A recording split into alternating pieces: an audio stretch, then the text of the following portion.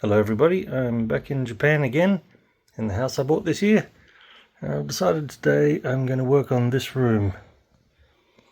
Last time we were here, put this carpet down because the tatami mats are pretty bad, and I picked up some second-hand furniture. Well, actually the shelves are new, but I'm going to take all that out again so that I can get to work on these walls. As you can see, there's a lot of stuff that's been attached to them, most of which I don't really need anymore. Lots of hooks and nails and screws and things that make it all look pretty scruffy. So I'm going to remove everything I don't need, fill the holes and paint the walls. I'm going to do the same with the ceiling too, because it's just covered in holes from hooks and things being screwed in. And I'm not a huge fan of this pattern, so I'm just going to paint that too and put in a proper light fitting. This is all the hooks I took out of the walls. It's amazing how many they put up there over the years. Okay, I've removed everything from the ceiling and the walls.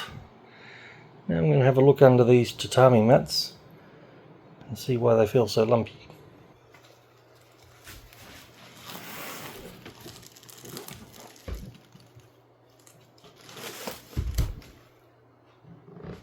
Well, that was unexpected.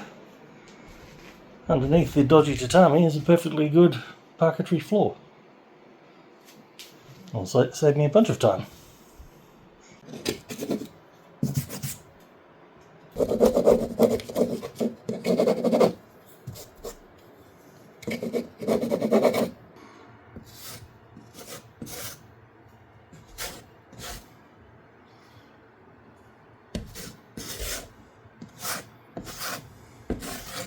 So I've started filling up all of the holes in the walls, and I've decided I'm also going to fill the grooves in this plywood panelling with this acrylic filler joint compound, which in Australia we'd just call gap filler.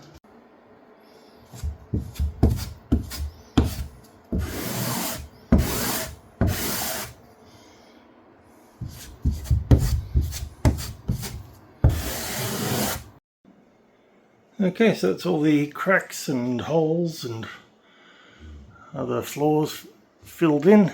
You could argue this is a bit of a half-assed way to get a smooth finish, but I don't think there's a lot of point buying a really cheap house and then spending loads of money renovating it. So everything I'm doing here is on the cheap, but I think you'll find at the end the results are not too bad. So when you go to a hardware store in Japan, you'll find there's not really a lot of paint available. There's only a few to choose from. They also won't mix up a custom colour for you or anything like that. So I'm just going with plain white for the ceiling, and the walls I'm doing in a colour they're calling ivory. So while I'm cutting in the corners here, I'm also going over all the joins in these ceiling tiles because the roller won't get into them very well. I also brought this roller from home because for some reason the biggest ones they have in the hardware stores here are about 180mm wide. This is 270, so speeds things up a fair bit. I've done that first coat of cutting in, so time for a bit of rolling. Alright, that's 2 coats done.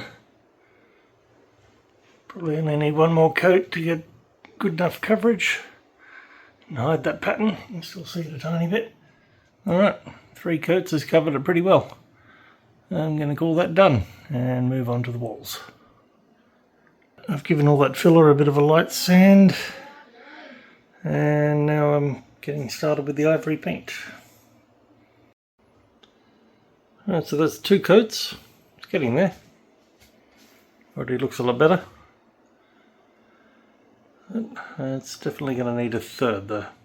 Okay, so that's 3 coats done and all the masking removed.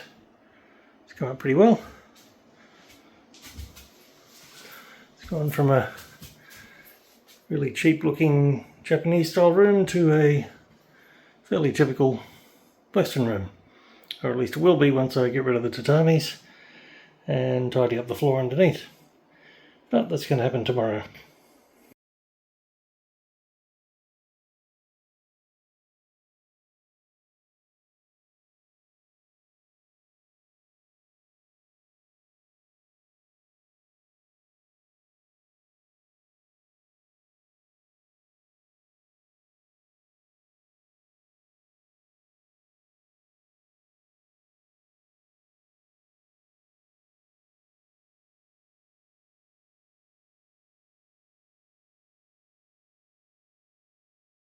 And there we have it. Perfectly good parquetry floor.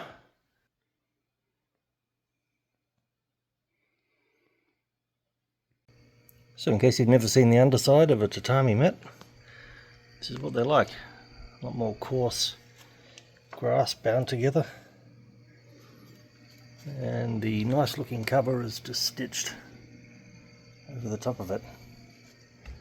Unfortunately these, well, they look fine, they're actually really lumpy. It will probably take a lot of repairs to be usable again. But for now I'm just going to store them in Akiya number 3. Now, the other thing you might want to know about them is that they're really heavy. I'd say a full tatami like that is about 30 kilos, which is what, 65 pounds? So yeah, they're not fun to lug around actually. So in case you're wondering, the all-up cost of renovating this room was about 10,000 yen in paint, and probably about 5,000 yen in other consumables like the rollers and paintbrushes and tape. So a pretty big difference for that sort of outlay. And that's the sort of outlay I want to keep to for each room. And there we go.